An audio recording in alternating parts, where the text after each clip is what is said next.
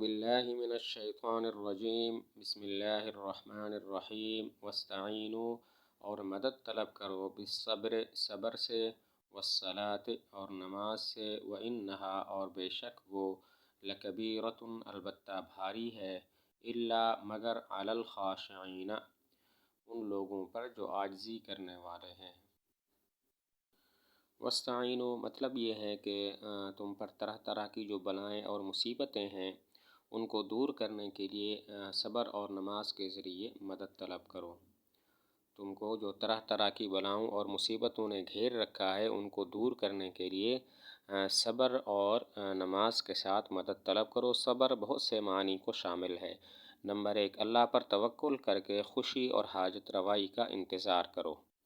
Number 2، اپنے آپ کو فریاد اور جزا فضا سے روکو کیونکہ جزا فضا سے کوئی فائدہ حاصل نہیں ہوگا۔ نمبر 3، اپنے نفس کو گناہوں سے روکو اور طاعات پر اپنے آپ کو جماؤ۔ صبر بہت سارے معنی کو شامل ہے۔ نمبر 1، اللہ پر توکل کر کے خوشی اور حاجت روائی کا انتظار کرو۔ نمبر 2، اپنے آپ کو فریاد اور جزا فضا بے صبری سے روکو کیونکہ جزا فضا سے کوئی فائدہ حاصل نہیں ہوگا۔ نمبر 3، اپنے آپ کو گناہوں سے بچاؤ اور طاعات پر اپنے آپ کو جماؤ۔ والصلاۃ اور صلاۃ سے، صلاۃ سے کیا مراد ہے؟ دو قول ہیں۔ نمبر 1، اس سے مراد دعا ہے، یعنی صبر اور دعا کے ذریعے مدد طلب کرو کیونکہ دعا کے ذریعے بھی مصیبتیں ٹلتی ہیں۔ اور دوسرا قول یہ ہے کہ صلاۃ سے مراد نماز ہے کیونکہ نماز ایسی چیز ہے کہ جس کی وجہ سے پریشانیاں اور تفکرات دور ہوتے ہیں۔ الصلاۃ سے کیا مراد ہے؟ دو قول ہیں۔ نمبر 1، دعا کہ دعا کے ذریعے مدد طلب کرو، دعا سے بھی بلائیں اور مصیبتیں ٹلتی ہیں۔ اور نمبر 2، مراد اس سے نماز ہے کہ نماز کے ذریعے مدد طلب کرو۔ نماز کو بڑا دخل ہے پریشانیاں اور تفکرات کو دور کرنے میں۔ بعض مفسرین فرماتے ہیں کہ والصلاۃ میں واو عاطفہ نہیں ہے بلکہ بمعنی علی کے ہے، یعنی واستعینوا بالصبر علی الصلاۃ۔ ترجمہ ہوگا مدد طلب کرو صبر کے ساتھ نماز پر، مدد طلب کرو صبر سے نماز پر۔ تو بعض مفسرین فرماتے ہیں کہ واو عاطفہ نہیں ہے، اس کا الصبر پر عطف نہیں ہے بلکہ واو بمعنی علی کے ہے، یعنی واستعینوا بالصبر علی الصلاۃ۔ اب ترجمہ ہوگا کہ صبر سے نماز پر مدد طلب کرو۔ وَإِنَّهَا لَكَبِيرَةٌ اور بے شک البتہ وہ شاق ہے، گراں ہے۔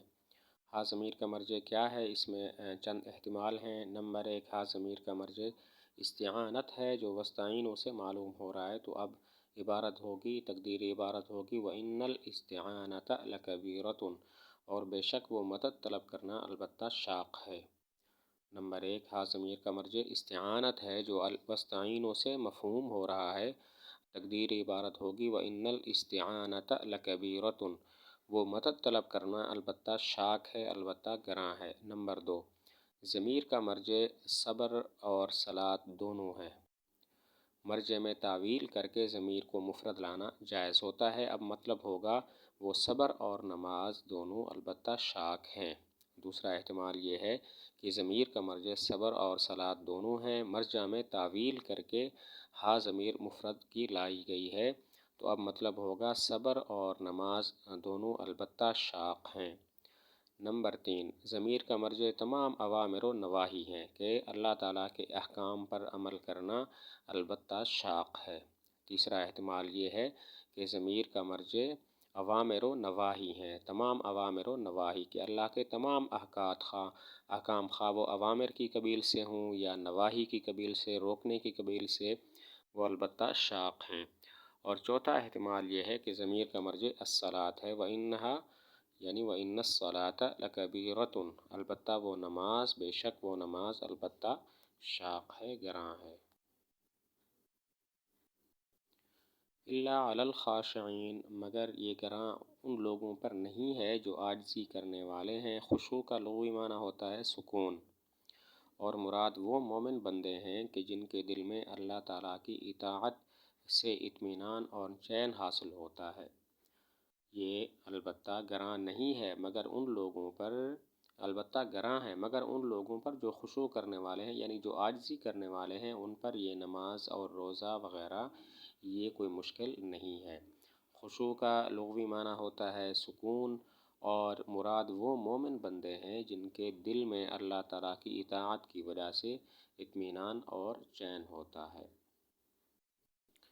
الذین، وہ لوگ، یظنون، جن کا خیال ہے، جو خیال کرتے ہیں، انہم، کہ بے شک وہ، ملاقو ربہم، ملنے والے ہیں اپنے رب سے، وانہم، اور بے شک وہ، الیہ، اسی کی طرف، راجعون، لوٹنے والے ہیں۔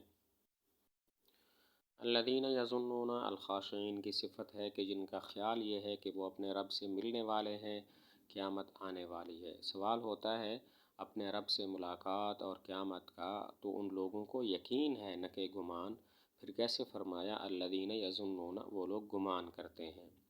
سوال ہوتا ہے اللہ تعالیٰ سے ملاقات اور قیامت کا ان لوگوں کو یقین ہے نہ کہ گمان، پھر کیسے فرمایا الذین یظنون، کہ وہ لوگ گمان کرتے ہیں۔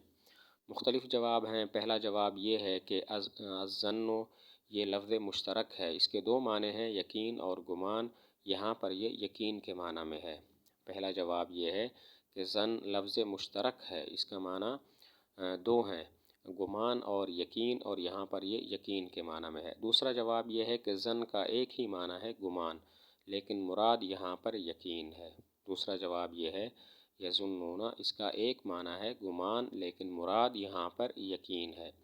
تیسرا جواب یہ ہے کہ یہاں پر گمان ہی کے معنی میں ہے، باقی یقین نہیں فرمایا، گمان کا لفظ ارشاد فرمایا تاکہ یہ بات معلوم ہو جائے کہ جس کو اللہ تعالیٰ سے ملاقات کا گمان غالب بھی ہو، تب بھی وہ اللہ تعالیٰ کے احکام پر عمل کرے گا، بالکل ایسے ہی جیسا کہ گمان غالب ہو کہ یہ پانی زہر آلود ہے، تو باوجود پیاس کی شدت کے وہ اس کو نہیں پیے گا۔ اسی طرح گمان غالب ہو کہ اس پیالے کے اندر شفا ہے، یقین نہ ہو اس پانی کے اندر شفا ہے، اس کا گمان ہو، تو وہ بیمار آدمی اس کو پی جائے گا اگرچہ اس کا گمان ہو۔ تو جب دنیاوی تکالیف کے لیے اور دنیاوی معاملات کے لیے انسان گمان غالب پر عمل کرتا ہے، تو اخروی معاملات تو اس بات کے زیادہ حقدار ہیں کہ ان میں انسان ظن غالب پر عمل کرے۔ تیسرا جواب یہ ہے کہ مراد گمان غالب ہی ہے، باقی یظنون کا ذکر فرمایا، یقین کا ذکر نہیں فرمایا، تاکہ اس بات پر تنبیہ ہو جائے کہ جس کو گمان غالب بھی ہو اللہ تعالیٰ سے ملاقات کا، تب بھی وہ اللہ تعالیٰ کے احکام پر عمل کرے گا، اس کی عقل سلیم اسی بات کا تقاضا کرے گی کہ وہ اللہ تعالیٰ کے احکام پر عمل کرے۔ جیسے کہ گمان غالب ہو اس پیالے میں زہر ہے، تو باوجود پیاس کی شدت کے وہ اس کو نہیں پیے گا، حالانکہ یقین کوئی نہیں۔ اسی طرح گمان غالب ہو کہ اس پانی کے اندر شفا ہے، تو بیمار آدمی اس کو پی جائے گا اگرچہ اس کو یقین نہ ہو۔ تو جس طرح دنیاوی معاملات کے اندر انسان گمان غالب پر عمل کرتا ہے، تو اخروی معاملات تو اس بات کے زیادہ حقدار ہیں کہ ان میں انسان گمان غالب پر عمل کرے۔